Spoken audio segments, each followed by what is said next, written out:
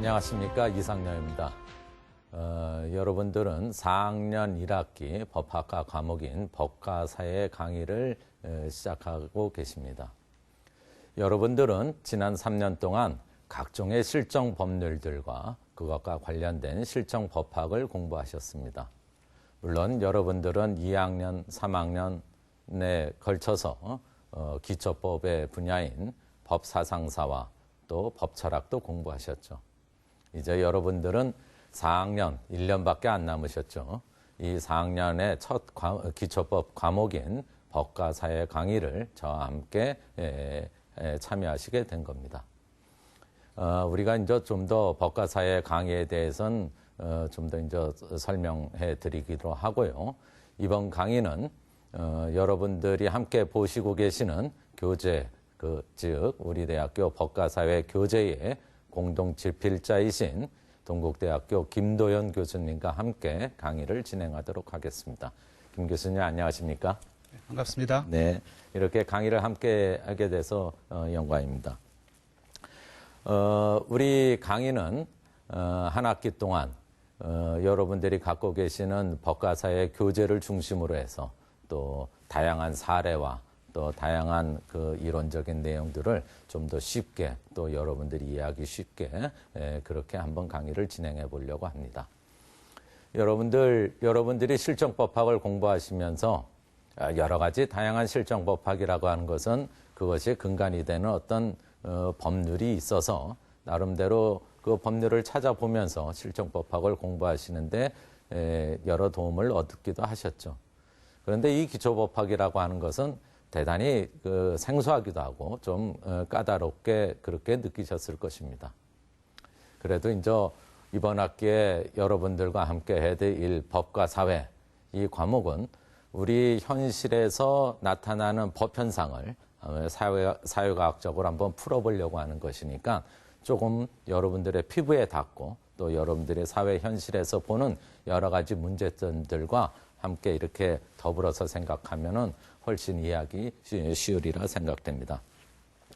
이번 학기 법과사회 강의는 이렇게 진행하도록 하겠습니다. 물론 저와 공동 집필자이신 김도연 교수님과 함께 나름대로 중요한 주제별로 해서 토론식으로 강의를 진행할 거고요. 또 그 중에서는 몇 가지 중요한 부분들은 도표로도 만들어 보고 또 영상 자료로도 만들어 보고 또 핵심적인 부분들은 좀 집중적으로 검토하는 이런 방식으로 한번 강의를 시작하도록 하겠습니다.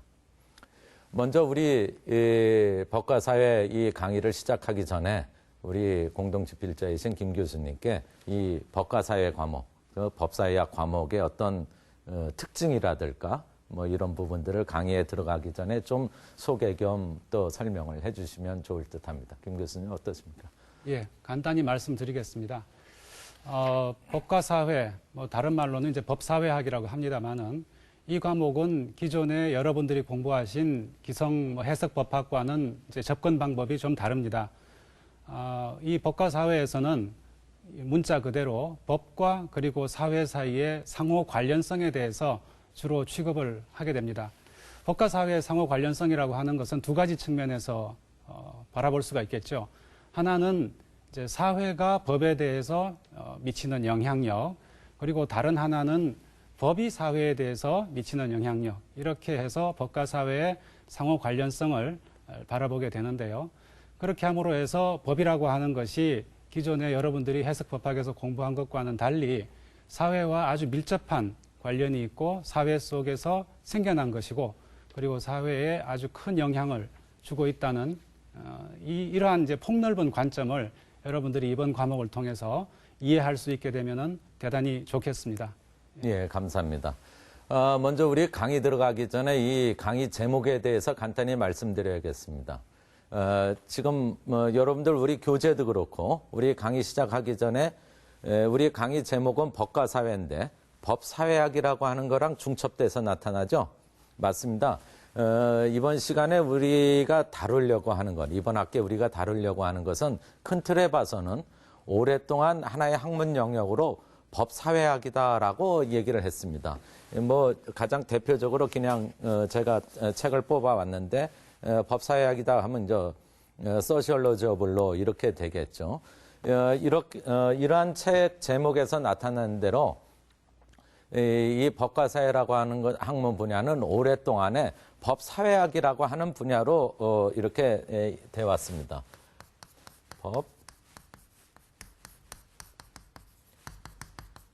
법사회학 이렇게 학문적으로는 얘기해 왔다는 것이죠.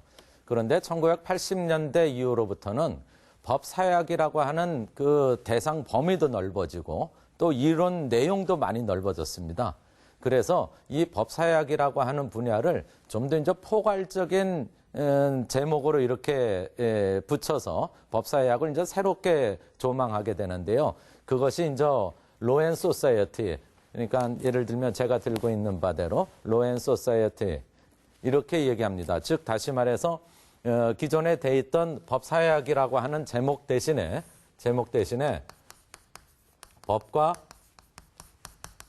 사회라고 하는 방식으로 그 학문의 제목을 이렇게 해서 다루기도 합니다. 물론 이것들은 그 대상이나 다루는 내용들에 있어서 조금씩 차이는 있지만은 큰 틀로 봐서 우리가 이번 학기에 배워야 될 내용에서 법사회학과 법과사회라고 하는 부분들은 유사하고 좀 대동소이한 것으로 한번 생각해 보겠다 이렇게 보겠습니다. 그러면 이제 우리가 이번 학기 내내 다뤄야 될 그 어떤 이 법사회학 또 법과사회라고 하는 학문 분야, 탐구 분야 이것이 과연 무엇인가? 또 그것은 무엇을 대상으로 연구하는 것이냐? 이것이 이제 우리의 첫 시간, 이번 시간에 우리가 다뤄야 될 내용이죠. 그럼 어떤 학문 분야 또는 어떤 탐구 분야가 무엇이냐라고 할 때 몇 가지의 이제 거기에 다룰 것이 있겠죠. 제일 먼저는 어떤 것일까요?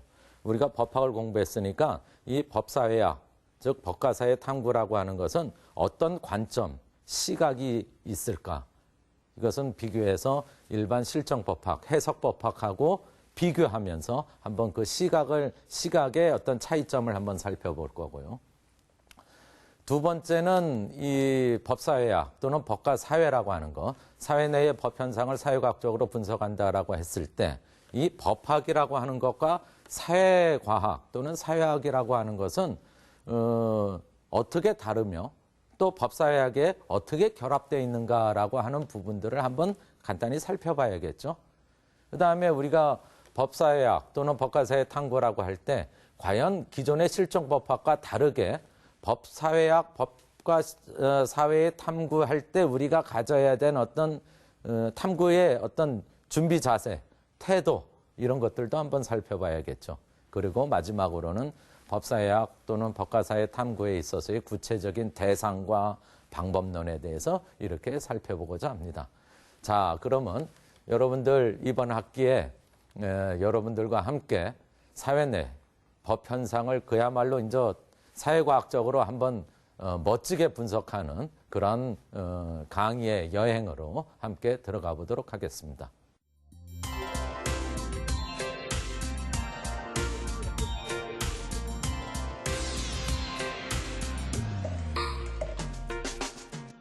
우리가 하나의 사물을 놓고도 어떤 시각과 관점에 따라서 그 사물들이 달리 보이고 또 그 본질에 좀 더 접근할 수도 있고 피상적일 수도 있는 것이겠죠.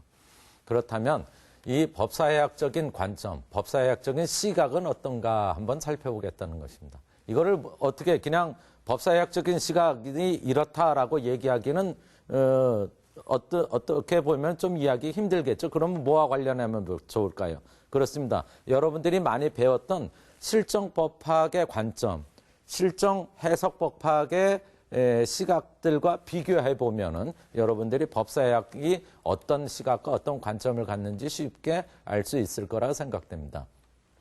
먼저 우리 예를 들어서 한번 생각해 봅시다.